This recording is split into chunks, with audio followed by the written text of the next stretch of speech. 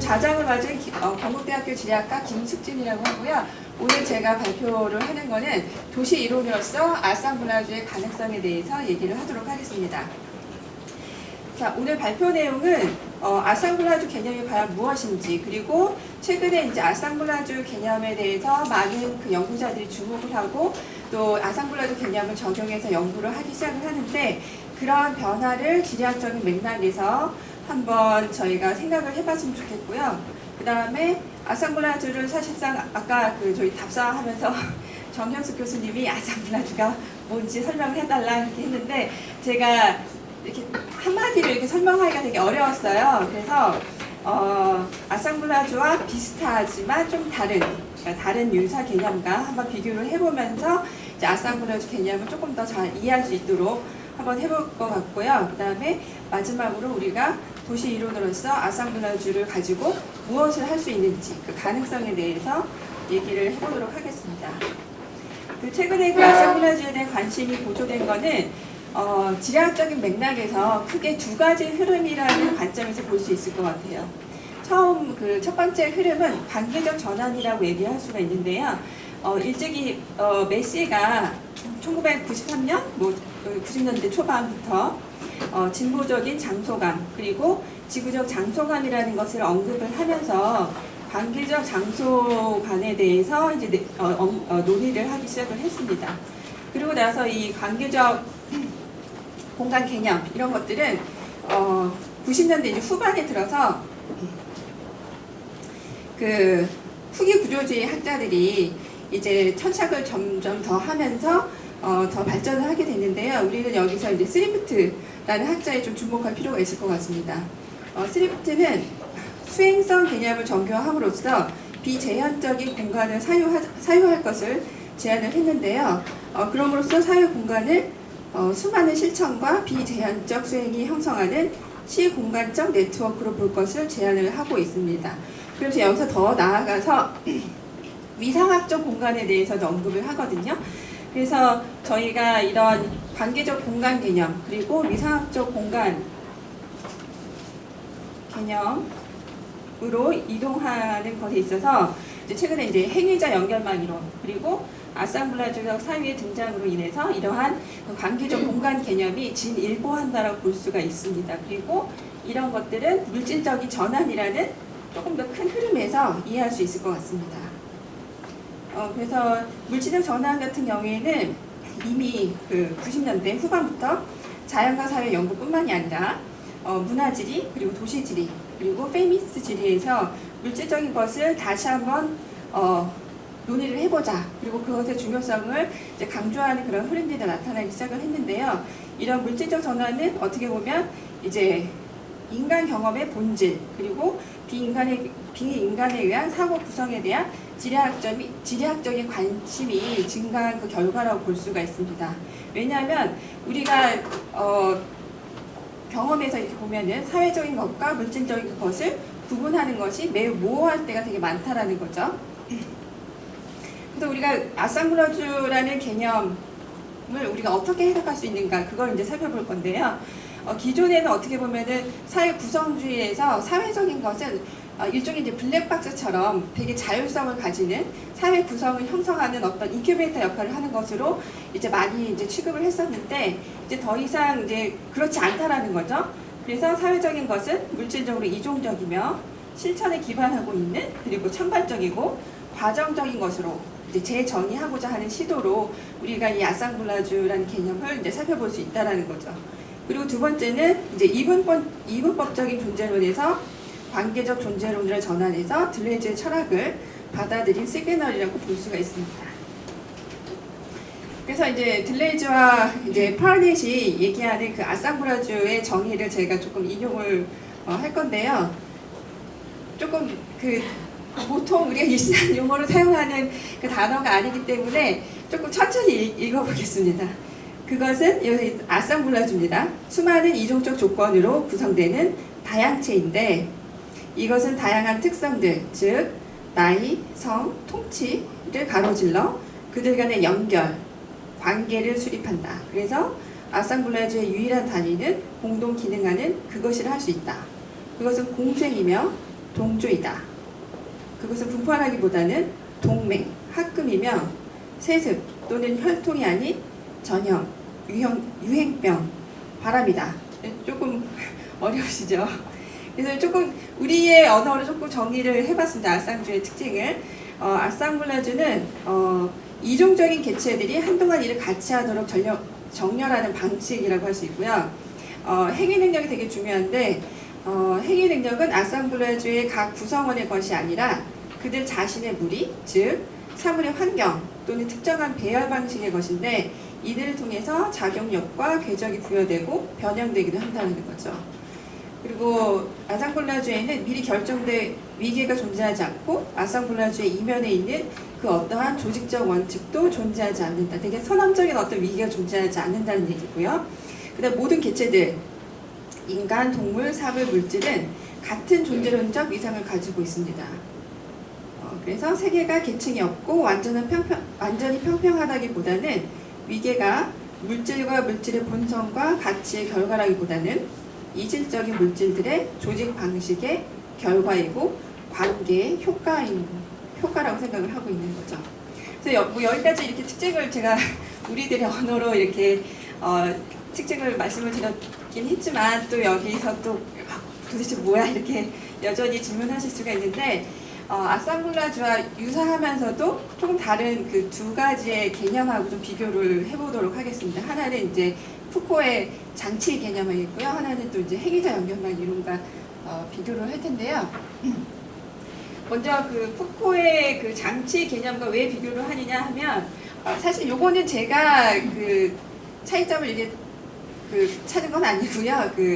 레그라고 하는 학자가 그 장치와의 차이점을 얘기를 한 것을 제가 정리한 것입니다. 장치 개념과 비교하는 이유는 1960년대 말에서 70년대에 그 들레즈하고 푸코가 여러 가지 번역과 연구 심포지엄을 통해서 협업을 해요. 그래서 많은 디스커션을 했었겠죠. 그러면서 그런 와중에 푸코가 들레즈의 여러 가지 아이디어를 이렇게 받아들이게 돼요. 그래서 실제로 자신의 저작에서 장치라고 썼어야 될 것을 아쌍블라주라고 쓴 게 되게 많거든요. 그래서 아쌍블라주와 푸코의 그 장치 개념, 아파라터스가 어떻게 다른가를 조금 알아보는 것도 아쌍블라주가 무엇을 의미하는지 그걸 조금 더 이해하는데 좀 도움이 될 것 같습니다. 그래서 푸코는 어떻게 보면 이제 1977년에 장치에 대해서 이렇게 얘기를 해요. 완전히 이종적인 일련의 담론, 제도, 형태, 규제, 법, 진술성 또는 도덕적 명제이다 이렇게 얘기를 하는데요. 아감벤이 지금 푸코한테 물어볼 수가 없잖아요. 그래서 이제 아감벤이 장치를 어떻게 이제 이해를 했는지 그거를 조금 인용을 해보면 아감벤이 이렇게 생각을 하고 있어요. 아쌍블라주하고 비슷한 것처럼 보이긴 하지만 어떻게 보면 구속의 기제가 된다. 이 말은 이제 푸코의 통치성으로 되게 유명하잖아요. 근데 통치성이라는 건 어떻게 보면은 질서와 규율, 그 다음 기존에 만들어진 어떤 권력을 공고히하고자 이렇게 하는 건데 이 장치 같은 것이 그런 권력이나 기존의 제도, 규율 이런 것들이 공고하게 되는데 그거를 저항하고 그거를 넘어서는 것이 아니라 오히려 그거를 못하게 만드는 기제 역할을 한다는 거죠. 그래서 이제 장치 같은 경우에는 구속의 기제가 된다라고 이렇게 얘기를 하고 있고요. 그 다음에 들레즈가 푸코의 장치 개념에 대해서 이렇게 얘기를 해요. 얽혀있고 다중선형적인 앙상블이라고 이제 정리를 했었는데 들레즈는 장치를 이렇게 해석을 하고 있어요. 두 가지 축이 있다. 하나는 지층화, 영어로 하면 스트래티피케이션 해가지고 뭔가 계속 퇴적해서 쌓이는 거죠. 그래서 퇴적의 라인들 그리고 또 한 가지 축은 현재 또는 창의성으로 이끄는 라인들 이렇게 두 가지가 다 존재한다라고 설명을 하고 있거든요. 그런데 들레즈가 궁금한 거예요. 왜 푸코가 저항의 승리가 아닌 권력의 승리를 쓰는 걸로 읽히는지 이제 되게 궁금했던 거예요. 그래서 자기가 생각한 그 결과 자기 나름대로 해석을 내리는데 전자의 경우에는 이제 푸코의 저작이 많이 이제 쓰여 있고 후자 같은 경우에는 저작 그렇게 표현이 되진 않았지만 자신이 한 인터뷰라든가 그다음에 행동주의의 주제가 되고 있다라고 이렇게 얘기를 해요. 그래서 이 두 가지 그 아감벤과 들레즈가 생각하는 장치에 대한 그런 정의, 그다음에 특징들을 이렇게 살펴봤을 때 저희가 장치에 대해서 좀 어떻게 생각해 볼 수가 있냐면 어원적으로나 그리고 계보학적으로 장치 개념 같은 경우에는 규제와 통치로부터 분리할 수 없는 개념이다. 이건 이제 여러분들이 사실 되게 익숙한 푸코의 장치에 대한 개념에 대한 이해인 거고요. 근데 이제 장치 개념에서도 다양체 얘기를 하거든요. 그렇기 때문에 이 다양체는 필연적으로 오해, 저항, 비행의 공간을 열어두고는 있다. 그리고 더 나아가서 장치를 어떻게 보면 정리를 하자면 장치는 아상블라주의 유형이다. 한 유형이다. 그리고 제 영역화와 통체 경향이 좀 더 있는 것이고. 근데 여기서 좀 저희가 아상블라주 하면 되게 저희가 또 하고 있는 오해가 장치는 어떻게 보면 규율과 통치와 더 관련된 개념이라고 생각을 하고 아상블라주는 무질서하고 평화라 스무딩이라고 하는데요. 그리고 탈영역화, 그다음에 단기화 효과 뭐 이런 것들과 더 친근한 개념이라고 생각을 하는데 여기에서는 그 안정적인 장치 개념에서도 보면 여러 가지 다양한 요소들이 조합되고 안정화된다는 거고요. 아상블라주 개념에도 탈주, 스무딩 이런 것만 포함하는 것이 아니라 안정화되는 여러 가지 장치 개념도 갖고 있다는 거죠. 그래서 약간 다면적인 두 가지 측면 다 갖고 있다는 겁니다. 그 다음에 이제 행위자 연결망 이론과 비교를 해보면 매우 유사해요. 두 개념이. 그래서 혼용돼서 쓰기도 하는데 그 이유는 그럴 것이 이제 아투르가 들레즈와 가타리로부터 영감을 받아서 행위자 연결망 이론을 만든 거기 때문에 당연하다라고도 할 수 있습니다. 그래서 유사점은 이 정도가 되고요. 그래서 이런 유사점이 많기 때문에 어떤 현상이 일어나냐면 이 두 가지 개념을 구분하지 않고 혼용해서 사용을 하기도 하고요. 그 다음에 ANT를 구성하는 개체와 부분들의 일시적인 묶음 상태를 묘사하기 위해서 아상블라주 용어를 사용하기도 하고요. 그 다음에 어떤 사람들은 매우 친한 전후다. 두 개념이. 그런데 이제 아상블라주 같은 경우에는 조금 더 철학적인 측면이 강하고 그 반해서 ANT는 경험적 연구에 적용하기 좋은 반복론적인 그런 어떤 측면을 더 갖고 있다. 그래서 사실 칼록의 가리비 연구라든가 그다음에 제가 몇 년 전에 그 석사 학생하고 같이 쓴 그 태백 가뭄을 분석한 거거나 오늘 그 황진태 박사가 그 발표할 그런 빗물 그 기후 적응과 관련된 그런 사례 연구가 이렇게 ANT를 활용해서 이제 연구를 한 사례 연구가 되고 있습니다. 그런데 이제 ANT와 좀 차별성이 있는데 그거는 이제 한마디로 얘기를 하자면 관계 외재성이라고 할 수가 있어요. 그래서 보통은 관계라고 생각을 해보면 여러분들 관계를 구성하는 개별 객체, 그 다음에 개체의 부분들 이런 것들이 서로 관계를 통해서 전체의 효과를 나타내고 그 관계가 그 객체나 부분들의 특성을 변화시킨다고 보통 생각을 하거든요. 그런데 들레즈가 생각하는 그 관계의 외재성은 사물 또는 개체는 그것의 관계에 의해서 결정되기보다는 조건지어진다고 생각을 해요. 그래서 관계는 관련된 조건으로부터 자율성을 가지고 변화 가능하다라는 거죠. 그리고 아상블라주 구성 부분들이 관계 외부의 고유한 특성을 가질 수 있으며 이들이 아상블라주에 영향을 미치고 아상블라주의 형태를 좌우한다. 그리고 예측이 불가능하며 구성 부분들의 특성을 넘어서는 일련의 개방적인 능력을 상정하고 있다고 생각하고요. 그 다음에 독립체는 우연적으로만 필수적인 관계들에 의해서 그리고 그들이 관련된 다른 조건들에 의해서 영향을 받는데 독립체들은 그러한 관계 조건들에 의해서 완전히 결정되지는 않는다는 거예요. 반면에 독립체들은 어떠한 아상블라주에서 떨어져 나가서 또 다른 아상블라주의 부분이 될 수 있다고 얘기를 하는 거죠.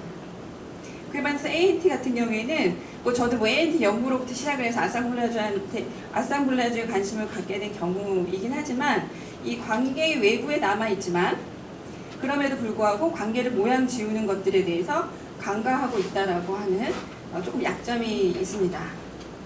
시간이 얼마 안 남았는데 벌써 이제 아직 도시 이론 요거 얘기를 하고 싶었었는데요. 사실 지금까지 그 도시 현상을 설명하기 위해서 서구에서 발전된 도시 이론들이 비서구 도시들에 적용되면서 많은 문제점을 노출한 것이 사실입니다. 그래서 뭐 여러분들 뭐 과거 생각을 해보면 학부 시절에 도시지리학 배우면서 이게 한국하고는 안 맞는데 이런 생각 많이 해보셨을 거고요. 그 다음에 연구를 진행하면서도 이런 문제점을 이렇게 생각을 하셨을 것 같아요. 그 다음에 뭐 예를 들어서 뭐 세계도시 같은 그런 전형적인 그런 이론들에서도 보면 도시들 간 서열화, 범주화를 매번 추구하고 있다라는 거죠. 그래서 사실 이런 유의 그런 그 연구 흐름들 이런 것들은 이제 포스트 식민주의 비판의 대상이 되어 왔습니다. 그래서 이제 최근에는 비교 연구를 강조하는 경향이 있고, 그래서 개별 도시의 맥락성을 그 자체로 존중하고자 하는 그런 움직임이 있습니다. 근데 여기에서 이제 아상블라주 사연이 조금 더 나아가서 이제 여러 가지 공헌을 할 수 있다라는 거죠. 도시 현상을 해석하고 이해하는데, 그래서 제가 보는 거는 이제 복수의 도시성이 불균등한 성취물로서 생산되는 과정에 주목할 수 있다라는 점. 그리고 문화적인 것, 물질적인 것, 정치적인 것, 그리고 경제적인 것, 생태적인 것을 구분하기보다는 왜 그리고 어떻게 다수의 부분과 조각들이 이러한 영역들을 가로지르면서 권력과 자원의 불균등한 관계를 통해 탈조합과 재조합이 가능한 방식으로, 그리고 특정한 형태의 도시성이 가능할 수 있게 시간에 걸쳐 부착되고 조정되는지에 주목할 수 있다는 거죠. 그래서 좀 세 가지 측면을 좀 나눠서 보면 분석적 측면에서 경험주의 가치를 재조명할 수 있다는 겁니다. 그래서 어떻게 보면 특정 사례들의 독특한 요소들에 대한 존중을 통해서 작은 차이들과 약한 일반성을 그려내는 데 주목하는 방법이 될 수 있다. 그리고 아상블라주는 형성과 과정을 중시한다. 그 장점이 있다는 거죠. 그리고 견고한 질서를 생산하는 구성의 과정, 전체주의적 실천과 과정들로 생각될 수 있는 것들의 사실상 실체적 비결정성의 과정을 보여줄 수 있다는 거죠. 그래서 제가 맥걸크와 다울링의 연구를 사례를 이렇게 넣긴 했는데, 사실 자세하게 소개하기보다는 도시에서 일어나는 재개발 이런 것들이 신자유주의적인 현상이다 이렇게 설명하는 거를 이 저자들은 거부해요. 그래서 신자유주의적인 어떤 도시 개발의 현상이 일어나긴 하지만 어떤 지역적인 로컬 맥락에 우리가 예상하지 못한 이상한 행위자들이 예측하지 못하게 행동을 해서 어떠한 그 재개발의 그런 결과를 가져왔다, 이런 내용이거든요. 그래서 나중에 관심 있으신 분들은 찾아서 보시면 될 것 같고, 그다음 정치적 측면에서는 다양체와 중첩 결정에 대한 용인이 가능하다. 그래서 다수의 어떻게 보면 아까 아상블라주에 대한 보통 사람들의 어떤 그 이해가 되게 탈주를 잘하고 스무딩하고, 그래서 어떻게 보면 정치적으로 되게 약점을 갖고 있다라고 보통 얘기를 하는데 그렇지 않다라는 거예요. 그래서 다수의 정치적 프로젝트, 통치의 양식, 실천, 결과의 실질적 공존에 개방적이라는 거고요. 다양한 형태의 도시성을 상상할 수 있는, 그것이 뭐 진보적이건 금치적이건 보수적이건 배타적인 간에 그런 가능성이 있다는 거죠. 그 다음에 실상과 가능성 간의 작용으로서 성취되는 다수의 시천들의 주목을 함으로써 기존의 비판적인 이론과 비판적 도시성의 폭넓은 역사에 반향을 일으킬 수 있다라는 거예요. 그리고 공간적인 측면에서는 물론 이제 지리학에서도 이제 관계적 공간론을 얘기하는 학자들이 되게 많긴 했었는데 조금 제가 보기엔 좀 한계가 좀 있을 수가 있다라는 거예요. 예를 들어서 뭐 제속 같은 경우에는 되게 관계적 공간론에 최적화될 수 있도록 많이 바뀌었어요. 그래서 되게 사회공간 관계의 다형적이고 다차원적인 특성을 인식하려고 노력을 했어요. 하긴 했지만 여전히 사회공간 관계를 특정한 한 형태로 계속시키는 오류를 가지고 있다.